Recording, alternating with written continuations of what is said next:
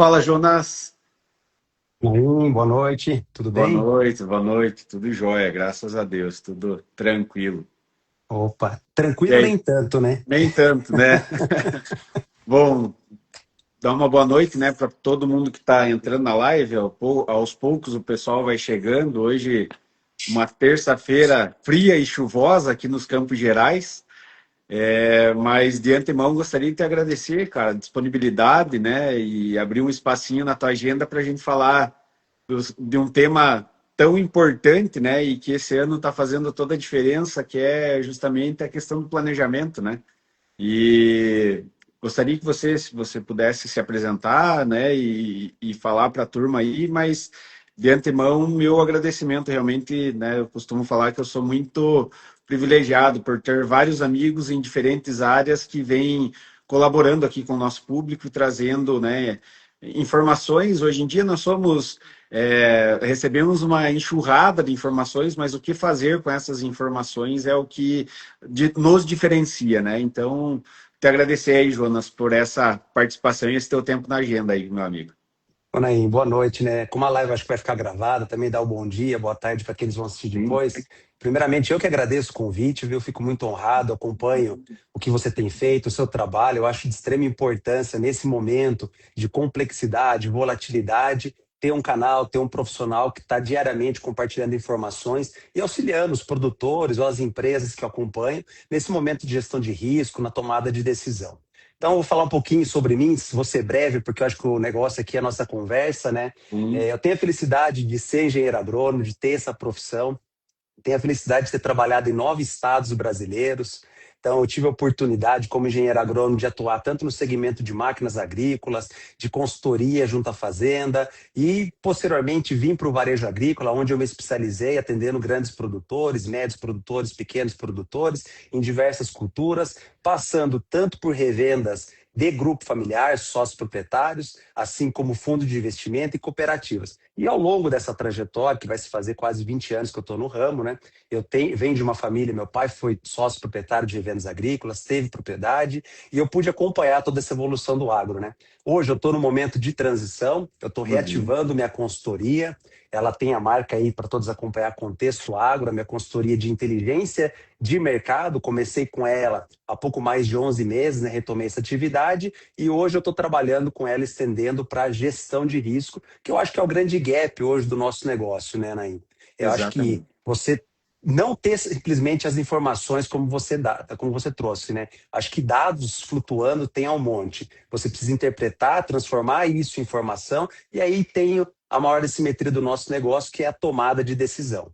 Então, espero Exatamente. contribuir com todos aqueles que estão assistindo, né? Poder trazer um pouco mais de informação e um pouco mais de claridade nesse momento obscuro que vivemos. Ah, sim, com certeza. E é justamente, né, o nosso intuito é sempre trazer pessoas e temas muito relevantes para o agricultor, né? E hoje a gente vê que realmente o mercado, de certa forma, né, eu costumo dizer que a gente não sabe para onde ele vai. É um mercado imprevisível, né? Então, todas as volatilidades, não só do ponto de vista de commodities, de insumos, mas a geopolítica, de maneira geral, está sendo bastante afetada, né? E hoje o produtor ele fica muitas vezes sem saber para onde correr, né? Nós temos algumas grandes variáveis dentro do setor, que a gente já vem conversando com alguns colegas, inclusive na última live, né? A respeito da questão crédito, e o Mato Grosso sofrendo bastante, é um retrato muito importante para nós, até por conta, né, das grandes áreas, grandes produtores, e hoje um crédito mais restrito e mais caro, obviamente, né?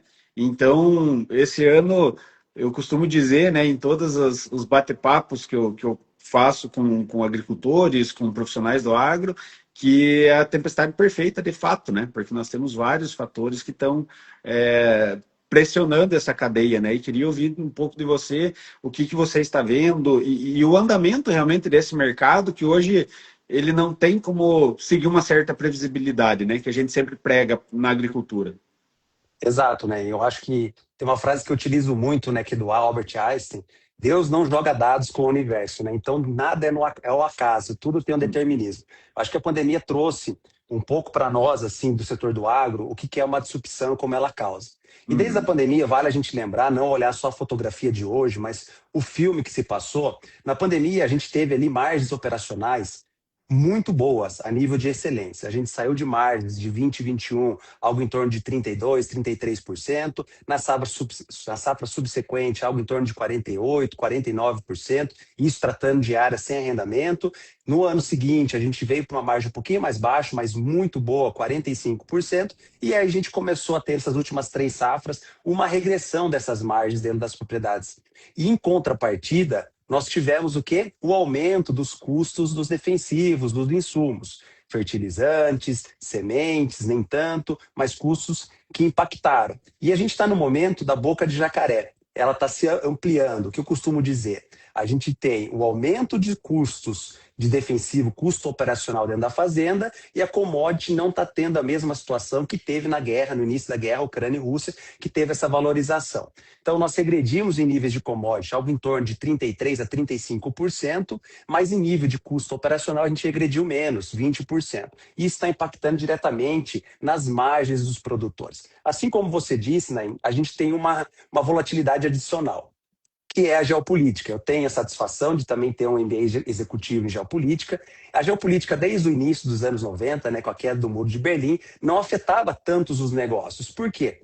Porque a gente estava no mundo de 2000 até 2020, a gente estava no mundo globalizado, as cadeias, todas elas interligadas, e a gente começou a ter uma ideia de protecionismo. E isso está impactando diretamente. Então, quando a gente vê as restrições de exportação por parte de Rússia e China, é um protecionismo por parte deles, para atender a demanda interna, atender a demanda interna, atender as necessidades internas deles. Não é simplesmente um bloqueio. Obviamente que essas cadeias, eles utilizam dessas ferramentas como armas políticas.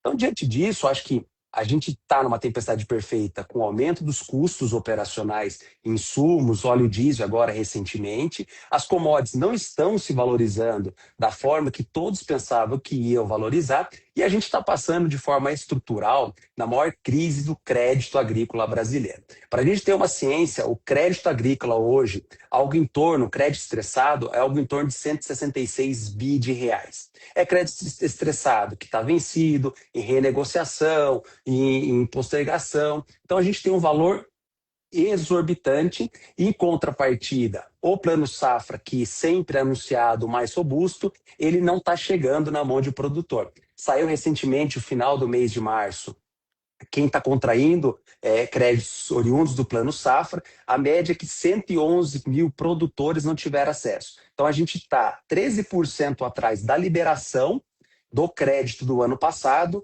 e 23% atrás da safra retrasada. Então a gente junta isso na mão do produtor, com arrendamentos mais caros, com o atrasos de compra, a gente olha toda essa complexidade e fala, cara, como é que vai ser? Atrasos de compras de fertilizantes. Recentemente, a gente estava analisando alguns estudos e algumas pesquisas de mercado, a gente está algo em torno de 5% mais atrasado em relação à safra passada. Em contrapartida, comercialização. Eu falo que, para todos os produtores que eu converso, aqueles profissionais do agro, a gente vai solucionar essa situação não apenas com aumento de produtividade. Porque se fosse apenas um aumento de produtividade, a gente está tendo aí uma safra recorde sendo colhida. A gente está colhendo aí algo em torno de 183 milhões de soja. Em contrapartida, a gente tem um nível de comercialização muito mais baixo que a das safras anteriores. A safra passada, a gente tinha algo em torno de 63%, 64% comercializado, e nessa safra atual, a gente está em torno de 56%, 57%. 5 pontos percentuais para uma safra que antes era 173 milhões e hoje é 183 milhões, são 10 milhões adicionais. Então a gente sente os impactos. O crédito restrito, as contas estão vencendo, os produtores com arrendamento mais caro, 30/4 chegando. Como que eu vou fazer? O pessoal tendo que vender, é o pico, é o pior pico de vender nesse momento, há uma pressão grande de safra entrando, todo mundo precisa honrar compromisso. A gente vê um basis que ainda está favorável, 20, 30 pontos, mas o dólar tem sido o calcanhar de Aquiles do produtor nesse momento. E o que eu vejo hoje com muitos produtores dentro desse cenário? É o momento de vender, seguro ou não seguro? É uma decisão que o produtor tem que tomar até hoje. Fala, cara, eu seguro isso e renegocio, até o custo de carrego hoje está exorbitante. Mas a gente costuma olhar sobre a ótica dos problemas, né, aí. Eu acho que assim, a gente tem um mundo de oportunidade, Sim. o recado muito claro que eu falo para todo mundo, a volatilidade, ela vai continuar. Eu trago Uhum. um dado super legal. Chicago. Chicago movimenta hoje, em soja, o equivalente a 21 safras mundiais. Então, o mundo produz uma safra, algo em torno de 440 milhões de toneladas de soja. Mas tem 20 safras virtuais que são o mercado especulativo. Então, a volatilidade ela é intrínseca ao nosso negócio. O momento agora é o produtor analisar dentro desse contexto da volatilidade aonde ele se encaixa. O que o produtor pode fazer? Não existe uma bala de prata para a situação. Existe uma bala de prata para dentro da propriedade rural dele. Ele entender os custos dele, ele entender a margem operacional dele, ele entender muito mais do negócio dele e aonde ele perde essa ineficiência, né? Perfeito. Eu acho que, né, esses dados todos que você traz são muito interessantes, realmente, que a gente, mesmo no dia a dia, né, talvez o produtor, ele não tenha noção de tudo isso, e realmente, a questão da volatilidade, todo ano, né, eu tenho um grande amigo meu, inclusive participou de uma live com a gente, ele é formado em Lavras há bastante tempo, ele falava assim, todo ano é um ano atípico, desde que ele se formou. E, de fato, um ano é diferente do outro, todos os anos têm os seus problemas, seus percalços, mas cabe a nós realmente encontrar as melhores saídas, né, daquilo que a gente tem para engenhar de fato, né? Eu falo o que nos cabe dentro da engenharia e da agronomia no território brasileiro, sendo o celeiro do mundo, é essa parte de engenhar realmente saídas e alternativas, né? Rentáveis economicamente, operacionalmente e também muito ligado à questão do meio ambiente, né? Então, de todas as formas, a gente precisa ser muito eficiente, né, Exato, Jonas? exato, né? E eu acho que muito dessa eficiência trata-se, eu acho que tem dois pilares olhando para o produtor hoje dentro dessa eficiência. É, sozinho ele não vai entender, que eu costumo dizer, sozinho ele não vai entender tudo. Ele não vai entender Uhum. sobre financeiro, sobre agronomia, É. sobre mercado, sobre hedge, derivativos, geopolítica. Então é importante esse produtor ele ter uma cadeia de informação. Isso aqui é uma cadeia de informação. O consultor da revenda que atende ele, ou seja, da cooperativa, é uma cadeia de informação. É de extrema importância ele ter essas informações para auxiliar na tomada de decisão dele. O que eu Uhum. coloco, falo assim, as assimetrias que os produtores hoje, eles podem atacar dentro da fazenda. O que compete ao produtor é dentro da fazenda. Ele não tem Porteira para domínio dentro. Exato, ele não tem Exatamente. domínio sobre o preço de mercado, ele tem domínio sobre o custo operacional dele. Seja alto, seja baixo, mas ele tem domínio sobre o time de venda. Então, isso ele tem domínio. O que eu costumo dizer? Hoje ele ataca a simetria de compra, então a gente, por mais que os produtores eles tenham evoluído no sentido de compra, ainda existe oportunidades, dada a Sim, relevância. Então, o que eu costumo falar e fazer um pleonasmo daquilo que você citou? Todo ano, a gente precisa mudar as estratégias. As sim. empresas, o CNPJ, eles fazem isso. O produtor rural, ele também precisa fazer isso. Tendo em vista, eu brinco com futebol, pleonasmo. A gente não ganha uma Copa desde 94. Se a estratégia tivesse mantida a mesma, a gente está ganhando todas. E mudou as estratégias têm que mudar. E o produtor ele precisa mudar essas estratégias. Momentos de compra, tem alguns dados aqui que eu estive analisando junto com alguns produtores. Uhum. Em termos de fertilizante, o fertilizante hoje compõe 32% do custo operacional de alguns lugares, outros podem chegar a 40%, tal, tal, tal.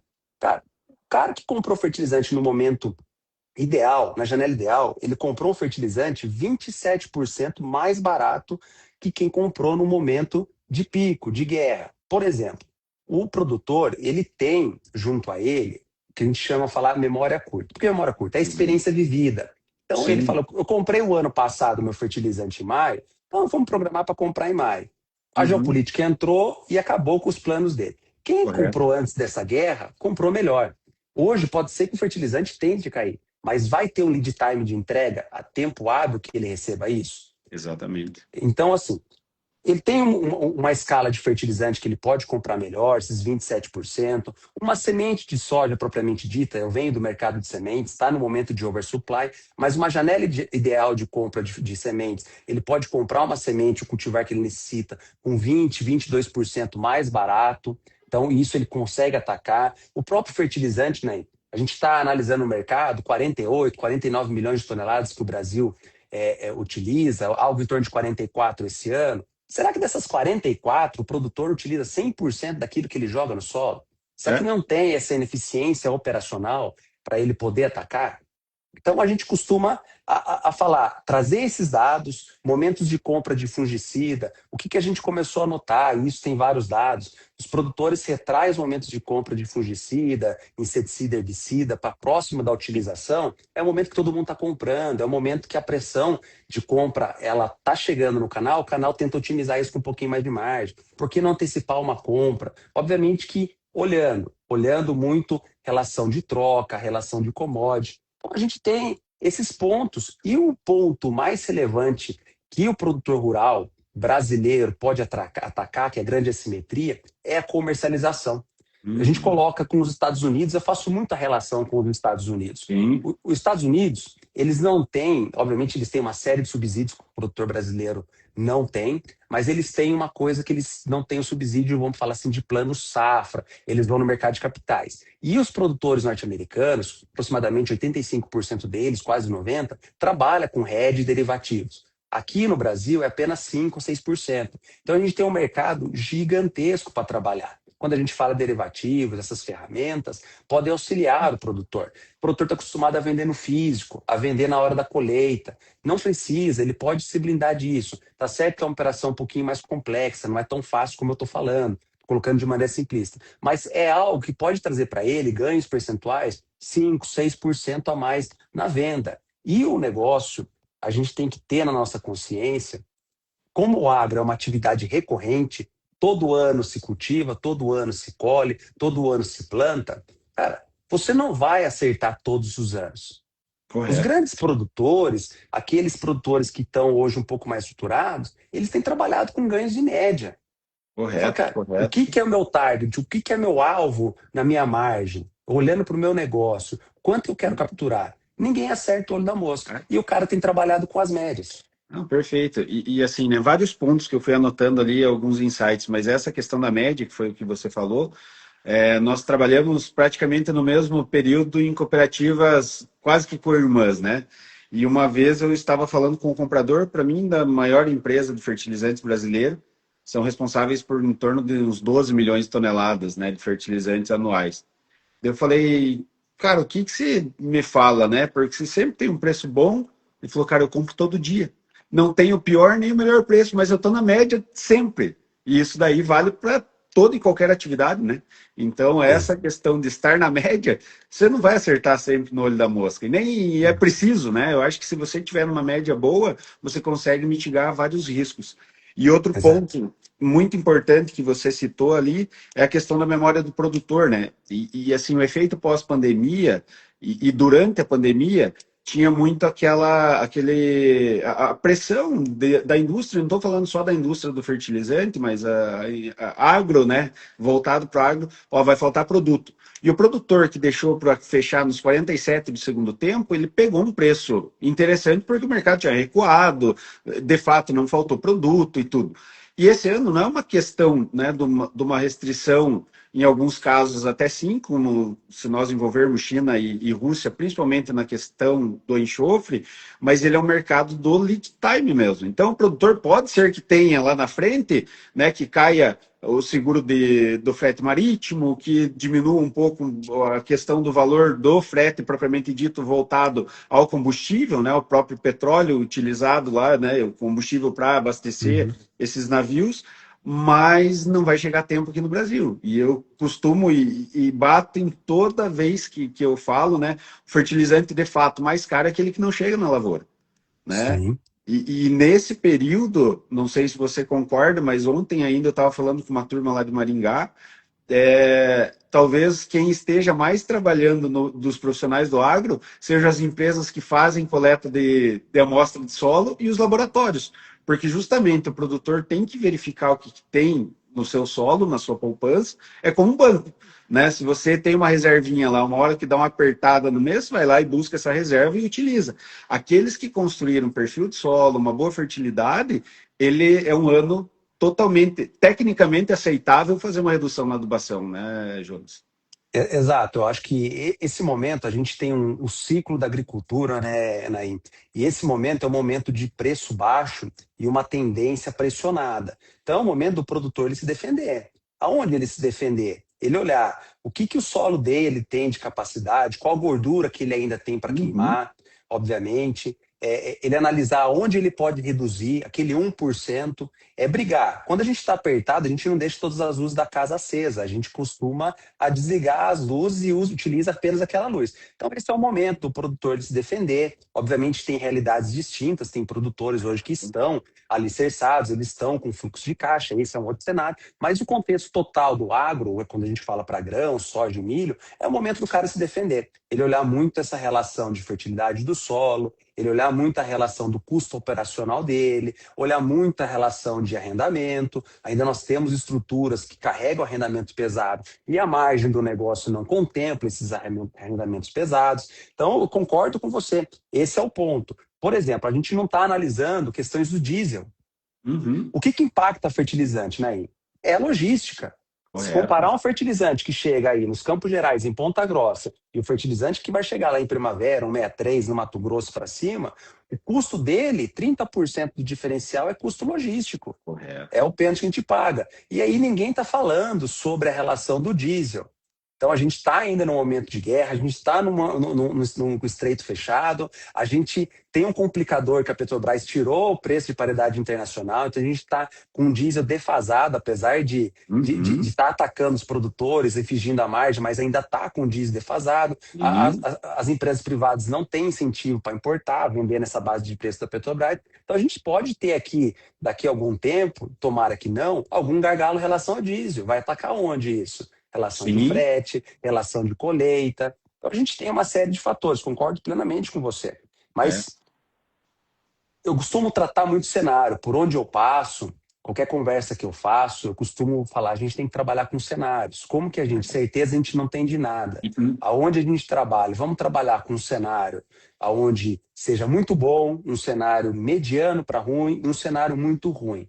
E aí, quando você se depara com esse tipo de cenário, você tem as soluções desenhadas. É uma maneira de você flutuar por tempestades, por momentos de volatilidade, que é o que você disse. Na geopolítica, Naim, a gente fala que a gente está numa época de Malthus. Malthus foi um economista que ele falava muito sobre a escassez. Ele tinha um Uhum. estudo que ele falava que o mundo ia chegar numa quantidade de habitantes e não ia ter alimento para todo mundo.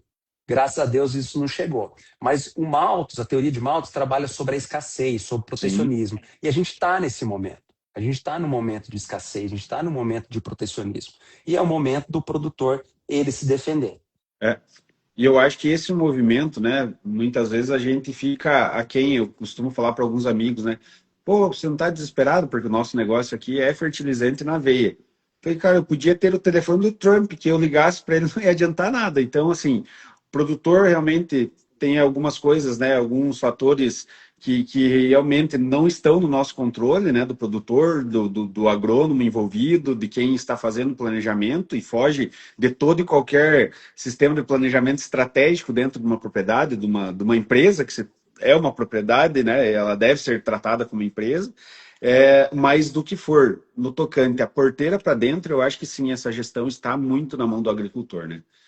Sim, Então, com certeza. Isso está na mão do agricultor, o momento de sim, compra, o custo operacional dele, sim, trabalhar os pilares da venda, eu tenho a sim, produtividade, o meu custo relativo é esse das últimas safras. Primeiro ponto que eu costumo dizer para muito produtor, se vocês tiverem o momento, após a colheita, de vocês analisarem o custo que vocês tiveram, qual foi a margem operacional do seu negócio, o que te correto. entregou, o que não entregou, está preparado para isso, tem o histórico disso, esse Né? lado financeiro, porque a gente está Sim. caminhando, Naim. Não é apenas produção, não é produtividade, como eu disse Uhum. para você. A gente tem que ter o olhar financeiro, o olhar de gestão, que é o que vai diferenciar esse negócio. É Exatamente. a profissionalização. É. A gente, na sociologia, a gente olha o agro, alguns ainda olham o agro, o pessoal que totalmente não entende muito agro, fala, é a figura de um Jeque Tatu. O produtor não é mais Jeque Tatu. O Uhum. produtor é um cara que ele entende de agricultura, entende de economia, entende de geopolítica, ele está se modernizando. Mas Ainda não, falta, ainda falta. A gente olha, tem praticamente ali 50% dos produtores ainda a nível nacional que não tem um sistema de gestão. Então, assim, sem sistema de gestão, sem dados não tem como você mensurar.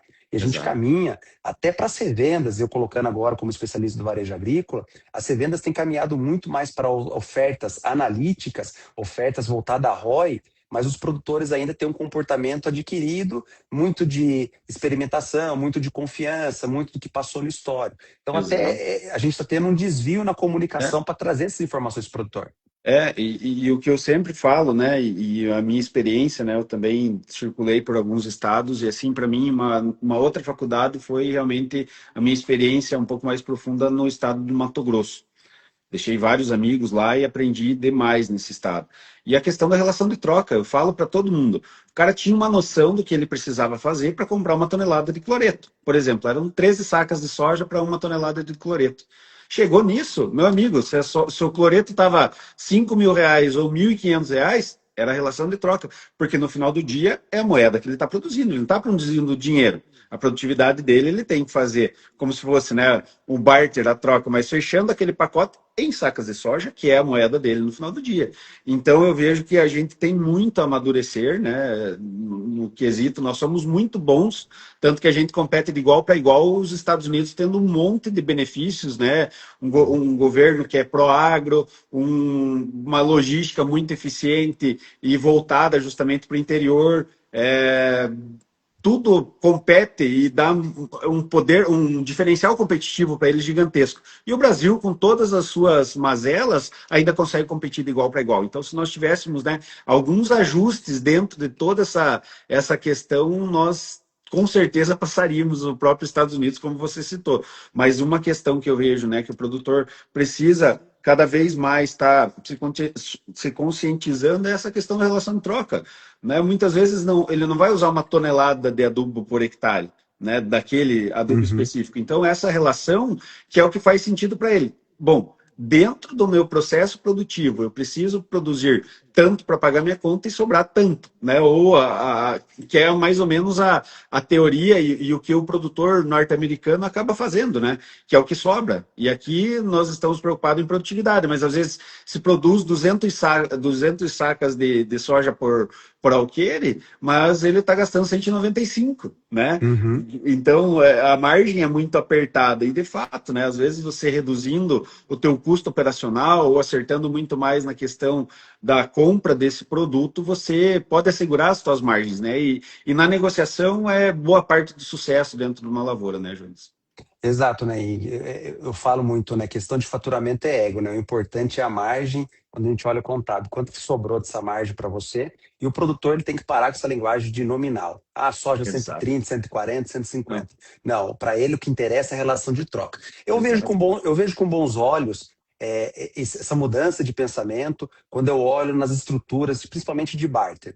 Correto. A barter tem avançado em percentuais. Se a gente considerar ali os três safras atrás, a gente tinha algo em torno de 30, 32% de negócios feitos através de Uhum. barter. Hoje a gente tem a expectativa que para a próxima safra passe dos seus 40, 42% em negócios originados através de barter. Obviamente que o barter ele tem funcionado não apenas como uma ferramenta comercial, ele também é uma ferramenta de estrutura financeira, de forma que Correto. viabilize crédito ao produtor e a revenda, a cooperativa também consiga viabilizar esse crédito junto à indústria. Então, é uma cadeia. Mas eu concordo com você, o produtor ele tem que falar a figura de relação de troca, vejo com bons olhos esses avanços, deixar de preço nominal, e eu vou até um pouco mais além, né? Nessa profissionalização que eu sinto que vai haver nos próximos 2, 3 anos, a gente também começa a colocar a parte financeira. Se a gente tem uma crise no agro hoje, de crédito, como que ela vai ser daqui 2, 3 anos? Então, o que esperar desses produtores daqui 2, 3 anos? Aonde vai contrair crédito? Um levantamento super interessante, estoque de crédito brasileiro, o estoque privado, mercado de capitais, ter crédito disponível, passou o estoque dos bancos. Então, os bancos era algo em torno de 1,6 tri, o crédito privado de mercado de capitais está algo em torno de 1 a 1,7 tri de reais. O Uhum. ponto-chave, nós, como produtores, o mercado está preparado para ir em busca desse crédito? A gente está falando de uma Selic de 14,75, que nos pressiona e estrangula o produtor, e a gente tem um spread, mas se a gente for contrair crédito na base de 22, 23, eu não vejo como saída. O produtor ele vai se profissionalizar, temos uma reforma tributária que pesa também, para ajudar ninguém ajuda, mas para pesar contra a atividade tem muitos, mas a gente vê Exatamente. que a atividade é resiliente, dado, Exato.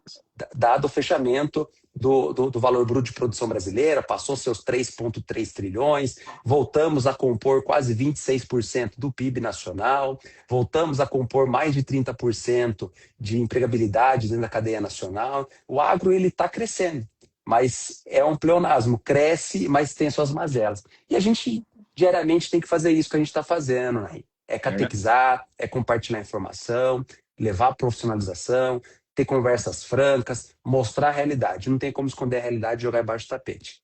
exatamente. E eu costumo sempre dizer, né, Jonas, o conhecimento ele só é válido e só se multiplica quando a gente divide ele com outras pessoas.